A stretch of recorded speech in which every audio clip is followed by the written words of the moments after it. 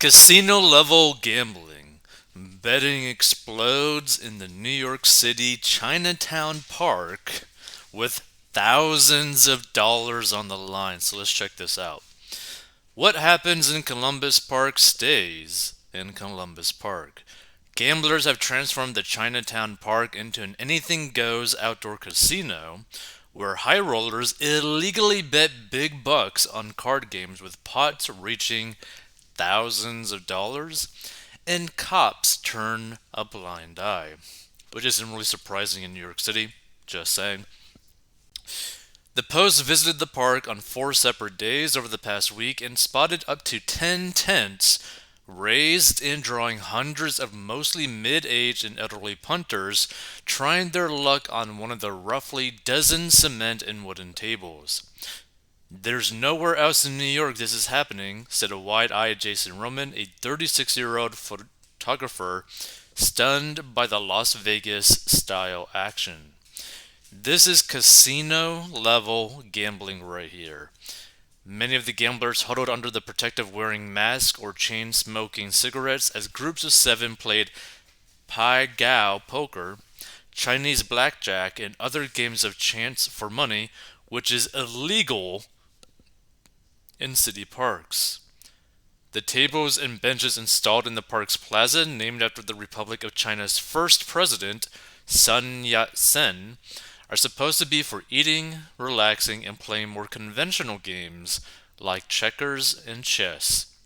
But gambling organizers treat them like turf, showing up around sunrise most mornings to ensure outsiders unaffiliated with the games aren't sitting there. Park patrons said they cover some tables with casino style green felt. Like they're taking this pretty darn seriously. They come and sit right next to you, sit at the tents right above you if you're sitting, and said a Chinatown resident who frequently visits the park, they make you feel really uncomfortable. They own that, snapped another resident, sarcastically referring to the tables. It's tough for like tourists and everybody who buy food here. The gamblers wearing hoodies, baseball caps, and other casual attire waved around $100 bills each ante. Stone-faced dealers stuffed their pockets with players' losses, sometimes taking in four figures per hand. Like, can you imagine like going to like a cardboard table and be like, "Hey, there's 2 grand on this bet. Oh, hey, there's 4 grand on this bet." Like that is some like crazy stuff. But here's the thing: gambling is an addiction, right? And people will gamble. Like, is one of the few habits out there, few activities out there that someone could truly get addicted to it and basically lose everything and more than what they had. High stakes, low rent. The makeshift gambling den lacks the glitz and glamour of Las Vegas or Atlantic City, but it has the same high stakes and is more convenient. People don't like to go to Atlantic City to gamble, man, barked one player from Brooklyn. It takes 2, 3 hours to get there. Last Sunday, granny carts stuffed with plastic bags sat stationary while high rollers fisted thousands after cashing out big wins. One senior brought a bag of groceries holding leeks and hung them on a nearby bench while playing cards. The players and dealers mostly speak Cantonese and other Chinese languages, and many rip through cigarette after cigarette per hand, littering the floor with butts and engulfing the tents with plumes of smoke. Smoking, like gambling, is illegal in city parks. Basically, these areas, right? They just do not care about any of the laws. They don't care about any of the rules. They're like, nah, we're gonna be smoking our cigarettes and dropping thousands of dollars per bet. Like, this is like some mafia slash mob style stuff going on. Like, this is pretty insane. But also, like, people need to understand too, like, in Asian cultures, gambling is a very big deal. Like, a very big deal. Poker, blackjack, basically any sort of form of gambling is a very big deal in the Asian culture. So interaction between players and dealers typically resembles the banter you'd see in any casino. Losers whine, dealers snap at people who don't follow the rules, and high rollers gloat about winning huge pots.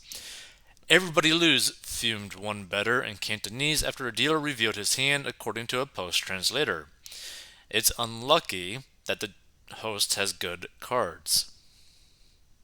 Most of the players and dealers insisted they don't speak English, and others were tight-lipped about the games. There's no organizer, you just stand here and be the host, insisted one player through the interpreter. However, reporters saw the same few people deal cards and handle the money bet over the course of 4 days, and the betting continued even under the stars. At dusk, the plaza is closed, and dozens of remaining players headed toward the southern end of the park for after-hours gambling, dropping their chips down near a soccer field and a public restroom. The risky bet. The wild scene is playing out 7 days a week in the park located along Baxter, Worth, and Mulberry Streets, ironically near federal and state courthouses and law enforcement office buildings. People caught gambling in city parks face a misdemeanor charge for disorderly conduct, but that pales in comparison to the criminal charges and jail time they would face if busted for running an actual gambling operation like the one that appears to have popped up at Columbus Park. Persons convicted of promoting gambling, a felony could face up to 4 years in prison and $5,000 in fines. New York's constitution prohibits gambling operations except certain exceptions like state-run lotteries, authorized casinos, betting on horse races, and bingo and other games used to raise funds for religious groups and charitable nonprofits. And in city parks, it's even illegal to bet a few bucks among friends. That is something I don't really like, right?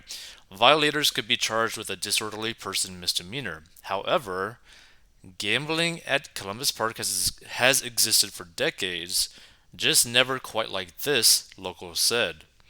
Neighborhood merchants and longtime park patrons say authorities have typically looked the other way because the games were low-key and stakes modest. Wellington Chen, executive director of the Chinatown Partnership Local Development Corp, said many working-class Chinese New Yorkers have historically come to the neighborhood to eat and then head to gamble and blow off some steam after clocking 70 to 80-hour work weeks. Instead of going to a bar, they go to a park and get some adrenaline pumping, he said. And NYPD officers are watching on a hand in Columbus Park. Do you realize how hilarious that is, right? That even the cops are basically watching some of the games. But over the past year, interest in the games has grown along with its pots, especially in recent months after organizers began cavalierly raising the tents with little enforcement from city cops or parks peace officers, the merchants and patrons added. This is a New York City park. How is this legal? Wondered one patron. They have tents set up, they're gambling. What is the city park getting out of this? Jeffrey Croft, a City Park's watchdog for more than 2 decades, shouted, "Oh my God!" after being shown photos of the open-air casino. Who knew the state gave a gambling license out to Columbus Park equipped? I've never seen gambling on this scale in a park before, but I guess like the rest of the city these days, enforcement is really lacking. Joe Pilio, president of Local 983 of District Council 37, which represents parks officers, said his members don't strictly enforce the park's gambling rules because they're short-staffed and followed the lead of the NYPD on such issues. It's amazing that so many people are gambling in front of the courts of all places, he said. The only thing worse would be if they were gambling a few blocks away outside City Hall. On Friday, 2 police officers were spotted and photographed standing by the tables watching the gamblers play. They chuckled among themselves and then left a few minutes after without taking any action, according to the Shutterbug. The NYPD said that as of Thursday it had received 7 911 calls this year regarding complaints of gambling at Columbus Park. Despite the gambling, overall violent crime has been historically minimal in and around Columbus Park, with some exceptions. Last year, a man lost a kidney after a stranger gouged him with an 8-inch blade at the intersection of Baxter and Worth Streets. Local residents and merchants said they've seen cops and parks officers in recent months occasionally demand the tents be lowered without making arrests or issuing summons. only to watch game organizers quickly put them back up and start the games again after authorities leave. Parks Department spokeswoman Megan Layler said her agency is aware of the gambling issue and is working with the NYPD to enforce the no gambling rule at Columbus Park. An NYPD spokesperson was more cryptic when asked about the gambling, simply saying the park is used by a large number of individuals from the Asian community on a daily basis for a variety of activities. So basically, what you could really get from this is that they are too afraid of basically being accused of racism, so they're not going to enforce their laws in the parks. That's basically what it comes down to, which is honestly kind of hilarious. Go ahead, guys, keep on making those big money plays. Who cares? The gamblers are not hurting anyone, and anyone who has ever walked through this park knows that most of the gamblers are elderly and having fun their way. Pay attention to the crime in the subway, not this. Now, here's the thing that's true, right? And I gotta agree with that person's comment. Probably the reason why they don't really bother with this park truly is partly due to the whole racism thing, but more than likely is because there's very little like hardcore crime going on in that area. So they would rather spend their time doing other things that are a little bit more serious to deal with, potentially. If you want to learn how to get out of debt and master your money, go down below. Stay tuned for more financial commentary.